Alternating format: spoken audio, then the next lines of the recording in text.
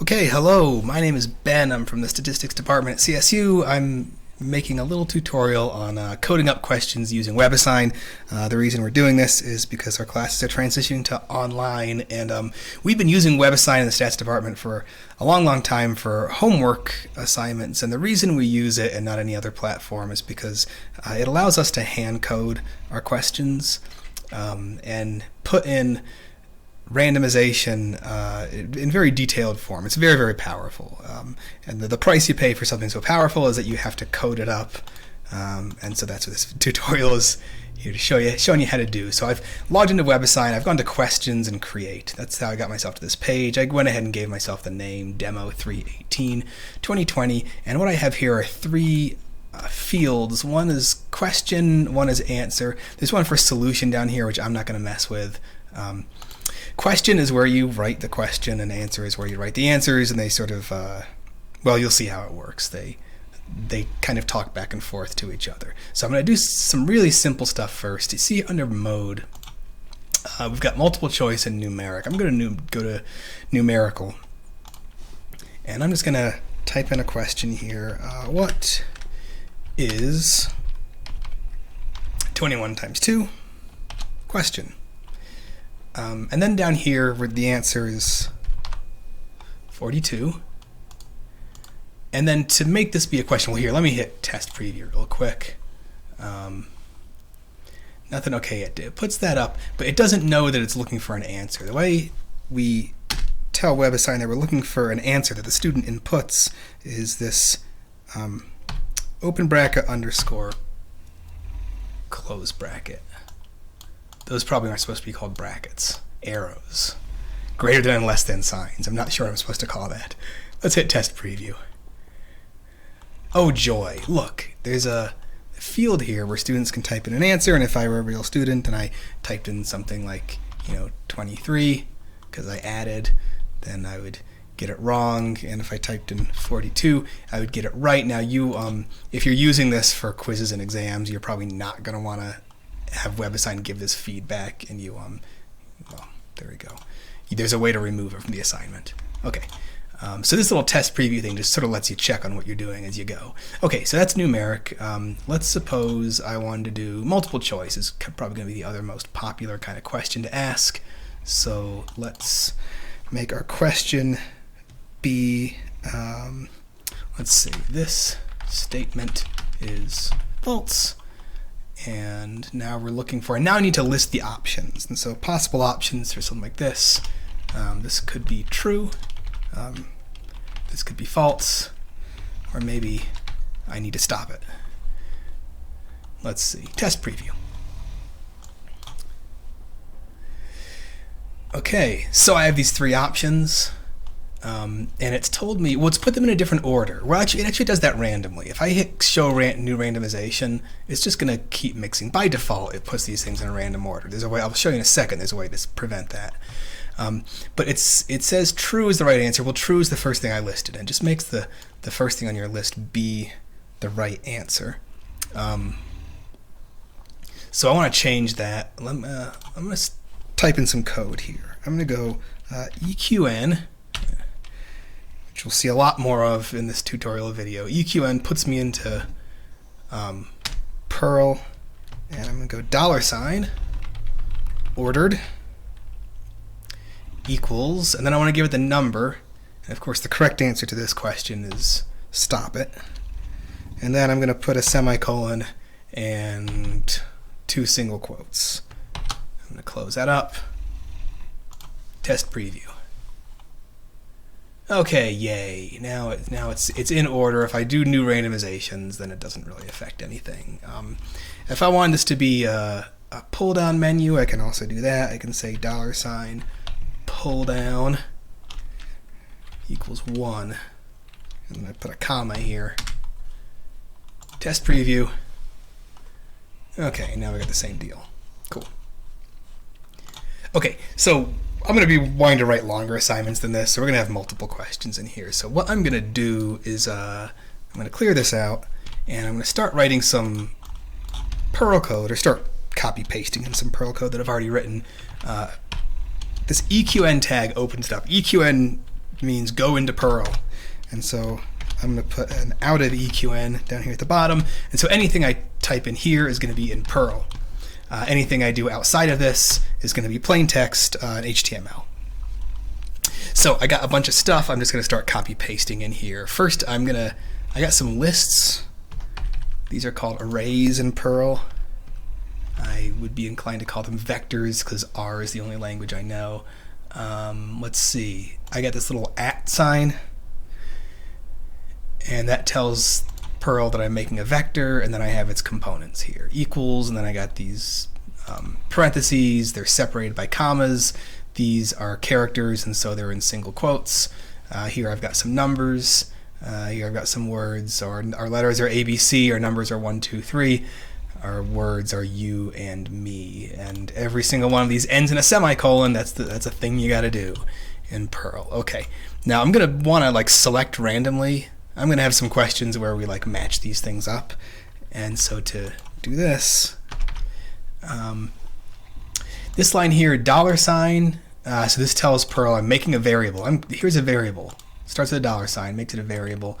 Call it entry, and I'm going to make entry be a random number, randnum, selected between 0 and 2 by increments of 1. So the syntax for randnum is from, to, by, and then I put my semicolon right there. Now is probably a good time for me to click this little help box and just let you know. Let me just type in Perl, and there's a bunch of stuff in here. So include Perl in questions. Like EQN tags. There's a bunch of example code down here. Actually, if I go down here and see where I am, I'm under create questions. So if you're doing this, all the answers to all of your questions are here under WebAssign help. It's really well documented, and I am under Perl. So set variables in Perl, Perl variables and functions. There's a lot in here. Anyway, close that out. Okay. Some other questions I want to ask are going to have to do with just I want to generate some random numbers and then do some math with them. So, whoops, I'm copy pasting from another screen right here, so you don't have to watch me type slowly. Okay, $, it's a variable, n_1, my first number. This is going to be a random number drawn between 10 and 50 by increments of 1. And then the next one I want to be like a proportion. And so that I seem to recall in the past having trouble doing increments of less than 1. So the common thing I've seen, at least in other people's code, is to go random between 1 and 100 by increments of 1, and then just divide that by 100. So that's going to create those there. And then I'm going to ask students to do some simple math with these things. And so here are some more variables. Sum is going to be adding those two. I just use the addition sign. Product, I used my little time sign there. Quotient, it's my divide by. Exponent, a couple of these things. 2 stars means that's an exponent, so I'm squaring right there. And then SQRT is for square root. Okay. Some other stuff I'm going to need in a second. I'm just going to toss it in here, and you'll see how I use it later on.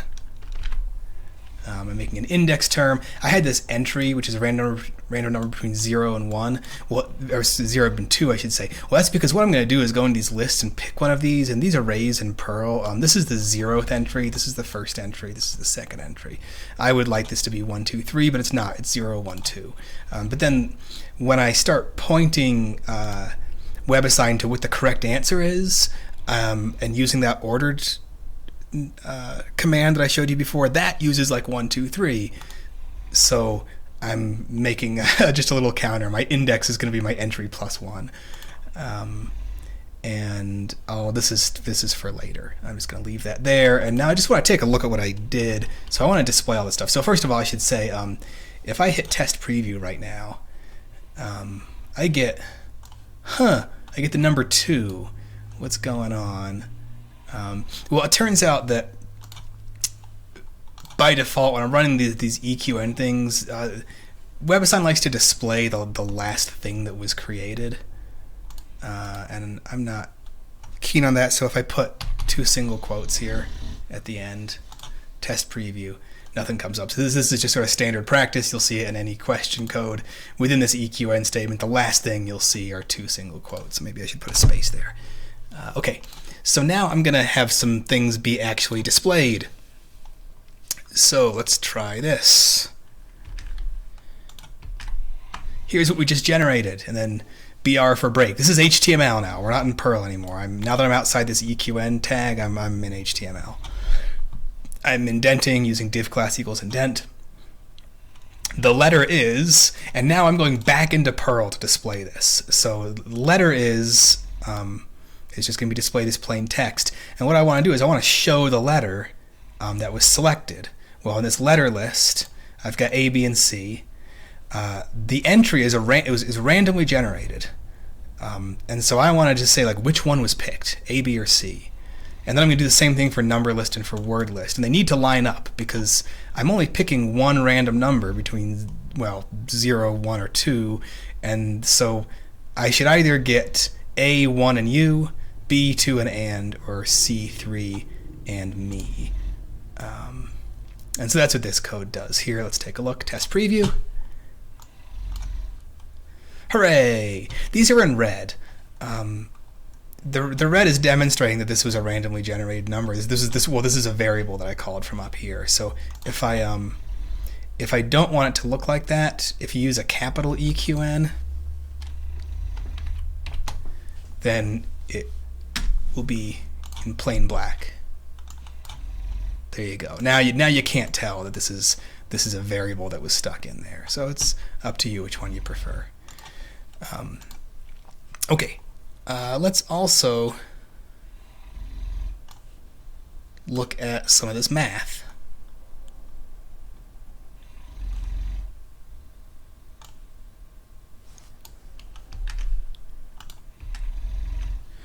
Okay, so n1, this is just going to display n1, n_1, equals, and then again I'm going into Perl, open this bracket, EQN, $n1, $sign is my variable that I'm closing out. So the stuff within here, that's Perl. And then now I'm back out. Comma, n2, n2. And then the sum, I'm the sum product. If I want to stretch this window, I can to see all of it. So this is not terribly exciting. I'm putting a space here. And then this is just some HTML code here. HSQRT actually displays this as a square root. HFrac will display this as a fraction, and there's your notation or your syntax for numerator and denominator. Anyway, let's just take a look at this. Okay, there we go. So n1 was 13, n2 was 0.21, and thank God the sum is displaying as 13.21. Hooray, it works. And there's the product, and there is 13 squared. And there is the square root of 13, and there is, ooh, look at that, that's fun. So one thing I could do here, look at that disgusting decimal. Let me close this out. So for quotient, I could do desform, comma, quotient, and I'll go to 2 places, comma 2, close my parentheses there. So this desform is just going to display it. Rounded. There we go. Yay. I don't like to do the rounding. I like to do the rounding in the display down here rather than doing the rounding in the code, just so I don't propagate rounding errors. Okay. The other thing to show you is that if you want to test out the randomization and see what kinds of numbers you might get, this button here, Show New Randomization, look at that. So, okay, look, I got C3 and me. That's what I wanted. And there's 31.12. It works. C3 and me again. B2 and. Yay, A. Okay, there you go. So it works. Okay, let's start actually putting some questions in now. So that was just me showing you how I'm defining all of these variables and displaying them, but I want to put some questions in. So here comes my first question.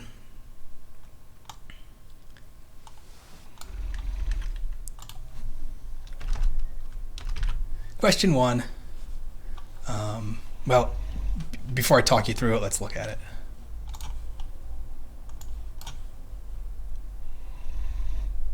Okay.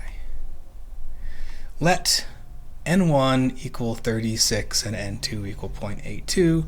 What is n1 plus n2? And then I've got this. Now this is my symbol for telling WebAssign to make a space for students to enter an answer. So what's going on? Well, what's going on is I don't have an answer down here. So I need to put something down here that matches up to what's right here.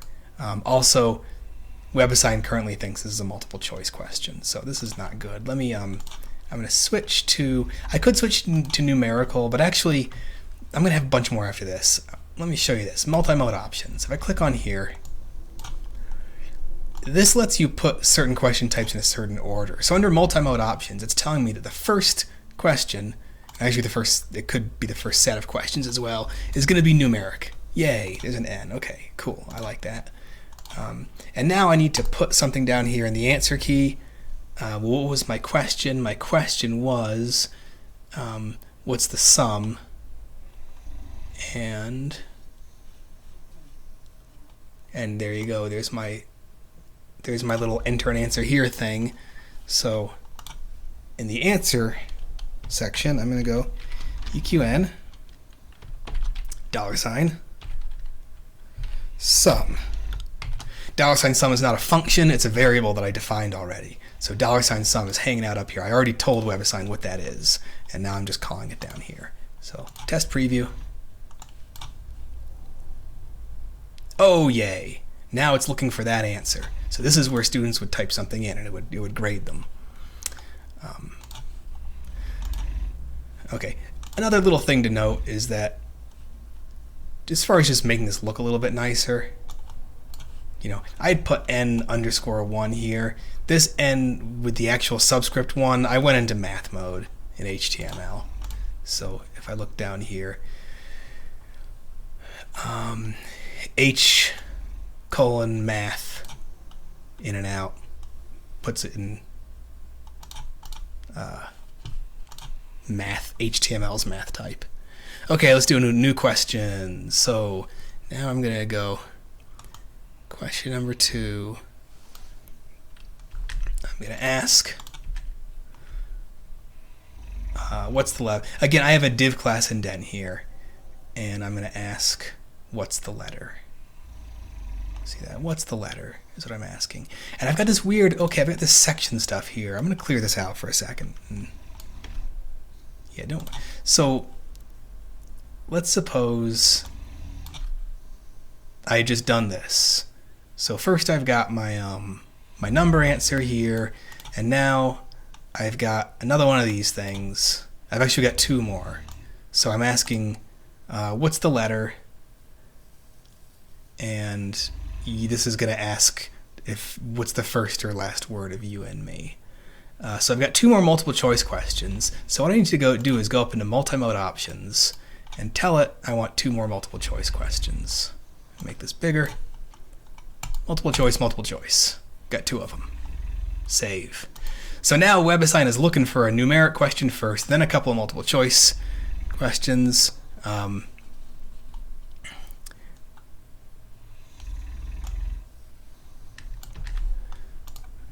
Okay.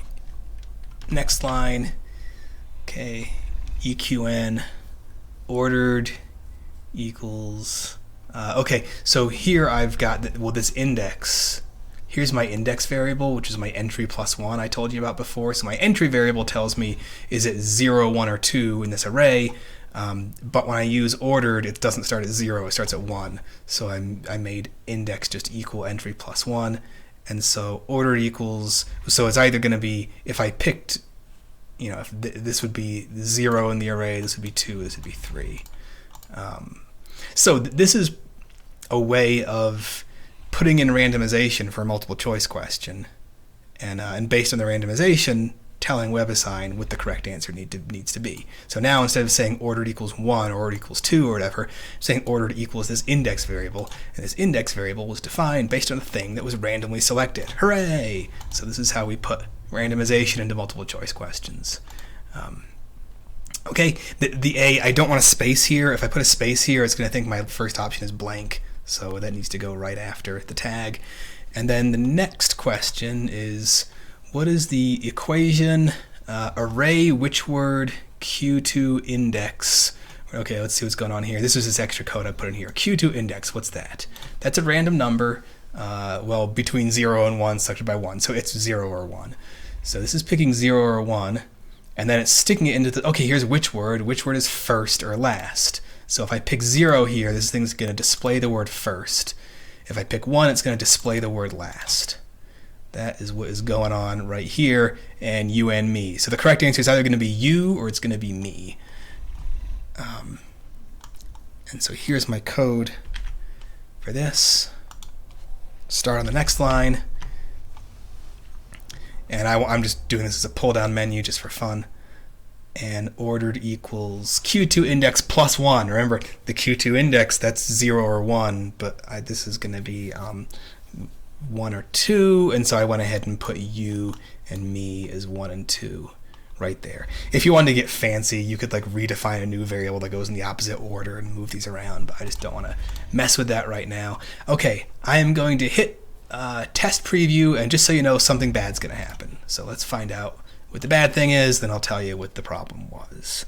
Okay, so I've got, what's the letter A? Okay, well, if that, well, did I pick, oh, well, here, what I'm looking at it, and it looks like we picked B, but it's making the correct answer be A. And then what's the last word of you and me? B. Well, no. B is one of the options for this question, and we're supposed to be on the next question. So what's going on here? And what's going on is there's a special tag you have to put into WebAssign to tell it when you're switching between a new section in your multi-mode options. So I've got numeric, multiple choice. So what I have to do is go in here after my first question. This was numeric. So that was the first one. That worked. And now I have this thing. Before we get to the somewhere between here and here, and it doesn't matter where, I need to put in a tag that says section. And this is telling WebAssign I am now switching from numeric to multiple choice according to the order that I gave it on this little list right here. And I need to put one of these in with the answers as well, because down here I also need to tell it I'm switching sections. So section.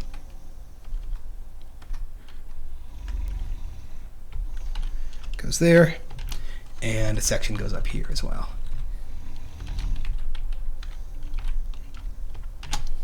Doesn't really matter, I could have put it after, like I could have done this as well.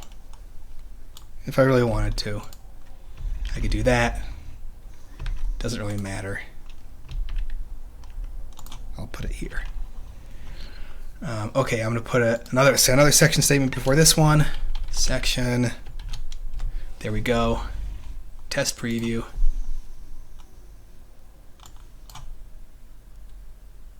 Oh, hooray. Okay, so we sound up here. So, I mean, obviously this isn't a... This is a stupid question. Like a student wouldn't know this. I'm just showing you the code. So we randomly generated A, which corresponds to 1 and U. I could have asked what's the number and what's the word as well, but I don't feel like doing that. By the way, if you hear snoring in the background, my dog is huge and he's on the couch. So sorry if that's distracting. I'm not sure if my mic's picking it up. Okay, what's the last word of you and me? Okay. Oh, okay, me. Yay. This is great. Now let's just check. Sanity check, new randomization. Now it says, what's the first word of you and me? And now the correct answer is you. Check it out. And so in this multiple choice, I'm just randomizing, does it ask for the first or for the last? I do this sort of thing a lot. I change between greater than and less than. You could put equal to. You can move around whole chunks. Like I did first, just the word first up here. But I mean, you could make this an entire sentence. So you could use this to randomize an entire sentence in a multiple choice question, or the whole question itself. You can put however much text you want to in here, and then you just use this trick where you generate a number that points to an array that has the stuff that goes in the question, and then you have another array where the answers are in the same order. And again, this is a really nice way of incorporating randomization into multiple choice in as fine a method as you want to. You could do it for an entire question. You could do it for a little piece of a question. It gives you lots of flexibility. Okay.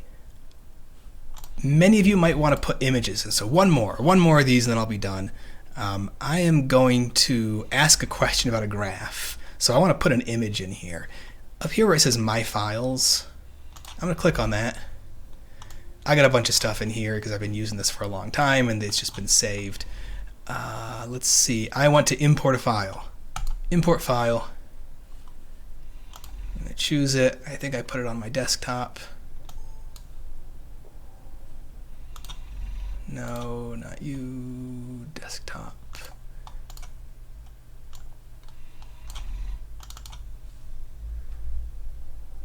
Okay. Oh, it's already in there. Let's just use this. Okay, this is how you would do it. If I hit go, it's going to toss it. It'll probably just copy into the same name as well. Close window. Now, one kind of annoying thing, you got to close this and open it up again to see it. So I'll go to My Files again. Okay, maybe it over. Who knows? I don't even see it. Okay, at the top, there you go. WebAssign demo. At any rate, this is the file I upload that I want to use. I'm gonna click on it, and then up here it says Add File to Question. Paste location of file as image. I want it to just put the image straight in. If you wanted it to be a link that they clicked on, you could, but I just want the image in there. Destination field, I want it in the question destination. It's going to just toss this thing at the very end. So if I go, there it is, user image, so that's the code it just generated. Okay. I'm going to tell students to take a look at the graph. So question number 3 is, look at this graph. As an aside, I think I've already mentioned this. Some of this other code I'm copy pasting, and this is HTML. Break, div class indent, and then go out of div. This is just to indent and then go back. If you don't want to do that, you don't need that code. Okay, look at this graph, and then here it is. So let's see. What do I have? Just some random non-topical graph I found off the internet about breakdown of confirmed coronavirus cases by age in South Korea and Italy in percent. This is something that's worth showing our students right here. So South Korea did much more broad-based testing than Italy did, and instead of just testing the sick people, they tested a lot more people, and it turns out that young people tend to carry it around and not show symptoms and infect others. Okay. So now I want to ask about that, and my question is going to be,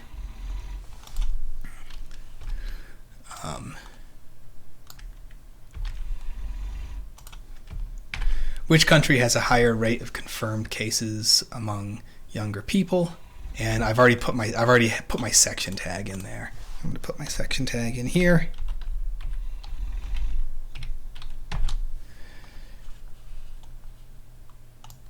My options are South Korea and Italy. I'm going to tell WebAssign that I have yet another multiple choice question here. Multiple choice.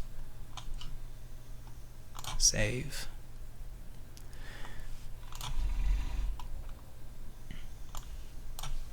Okay, and now it's in there. And, oh, I should have put a break right there. Whoopsie. BR.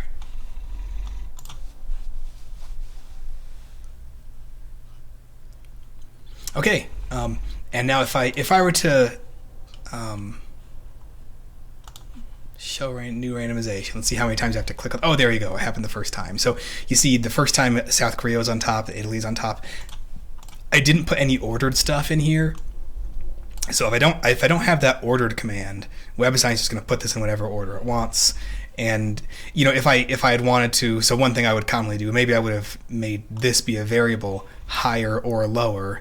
And then there could be 2 versions of the question, and then you would tell it the correct answer using the same kind of stuff that I did up here. I'm going to save this. Okay, that's all I got for this making a question demo. I also want to show you really quick how do I then deliver this as an assignment. So if I'm going to go to assignments and create. So the question itself is not an assignment. An assignment can contain as many questions as you want, and each of them will do the randomizations independently. Each question will have like one version of a randomization for each student. And so this is also going to be, I'll just say quiz. Let's suppose it was a quiz demo, and I'll put my date in here. Description of the stuff that you'll be answering, whatever you want to say. You just give description and instructions. These just display on top of each other for the student, so you could put it all up here, you could put it all up here, you could do one of each. Okay, and now I need to add the question I just created to my assignment. I'm going to click Question Browser. If I go to all my questions, my most recent one will be first. So here we go. Here's my demo. And just as a goof, I'll just put an old question I've used. Ooh, flu vaccine study. That's relevant, it feels like. Okay, so I've added 2 questions to this. Here they are. If I want to look at this, here is everything that I did. Here's what's going to be displayed. Over here, submissions allowed, assignment default 5. So students will have 5 attempts to answer each of these questions. Now, for a regular homework, I have WebAssign give feedback as to whether the questions are right or not. For this stuff, for the stuff coming up, I want to use WebAssign to give exams and quizzes, so there's not going to be any feedback. So let me go to Edit Settings. Let's see, Submissions Allowed. What I'm going to be doing is just allowing like pretty much as many as they want. But here under feedback, get rid of that. So if you unclick this, WebAssign is not going to tell them whether they got it right or wrong. So they can submit, they can change their mind and resubmit and all that sort of stuff. But WebAssign is not going to tell them if they got it right or wrong until after the due date. There's a thing called Practice Another Version for randomized questions, and I do this during homework, and I'm not going to do it for quizzes and exams. They're not going to be practicing. They're not going to get to like figure out how my randomization's working. This stuff here doesn't matter because it's not available. Okay, if you want other instructors to be able to see the stuff, you can make it public, and other people can search for the questions. Randomization. You probably don't want to use the same values for all students. That would defeat the purpose of randomization. So we're using different values for each student. And submitting answers, question parts, new or changed question parts can be submitted individually. Again, I always do this for homeworks. If I'm using this for a quiz or exam, it doesn't really matter. All this means is that a student can submit answers to some of the questions, and then those will be scored, as opposed to like them having to submit the entire thing all at once. So I kind of like that. And there's some default significant figures and numerical tolerance stuff in here. Oh, I should actually show you that as well before I get done. We're getting close.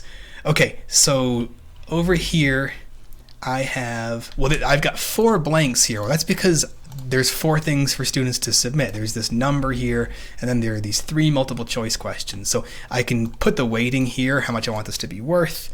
I can make this one worth 2 points, and this one worth 50 points, and whatever you want to do. I can change number of submissions, but again, I'm just going to let them keep submitting over and over again and not give feedback as to which is right. And then down here, this is just to show you, like I can have another question here. So this is, even though this looks like 4 questions, this is 1 question with 4 parts. And then here is a completely separate question that we just use in stats class, and it's got a bunch of its own parts. And so if you're using multiple separately created questions, then there's going to be a new unique randomization for each question per student. But here, each student is going to get like 1 randomization of this. And each student will get 1 randomization of this, and they'll be independent of each other.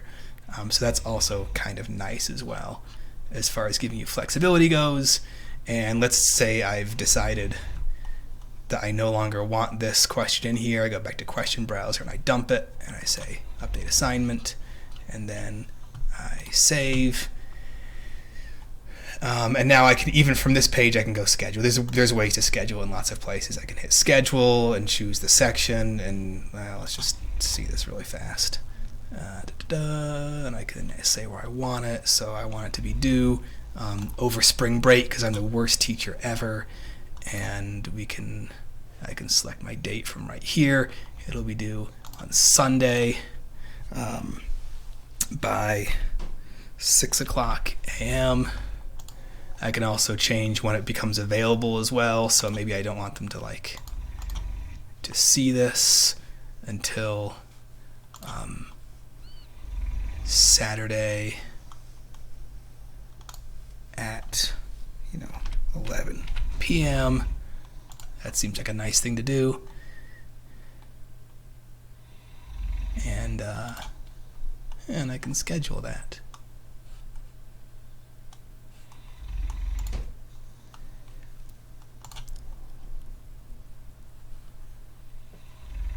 Let's see, there's some restrictions here I don't think we'll want to mess with.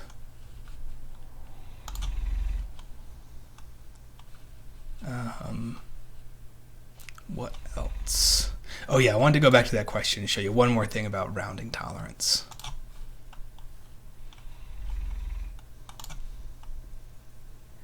Edit. So let's look at this first question, this rounding tolerance. I have no rounding tolerance, or maybe I have built-in rounding tolerance at the assignment level. But if I want to manually put in my own rounding tolerance, we use these little squiggly brackets. And let's see. Oh, I'm gonna forget my syntax. Actually, I think you write tab and then the squiggly bracket. Let's see if this works. I'm going to be generous and have a rounding tolerance of 2. Let's see if that works. No, that's wrong. Tab probably goes in the squiggly bracket, and then 2. Let's try that. Okay, cool. So let's. I'm going to mark this. Let's try putting in. Well, the correct answer is 11.22. Let's try putting in 12.5. Submit for testing. It marked it correct. Having a rounding tolerance of 2 on this question is a very bad idea. So I could make the rounding tolerance be like 0.02. I mean, for this question, obviously you wouldn't want rounding tolerance, but if you're making them, calculate more complicated things, then maybe you want them to have some rounding tolerance. And so now, let's see, if I do 34.8,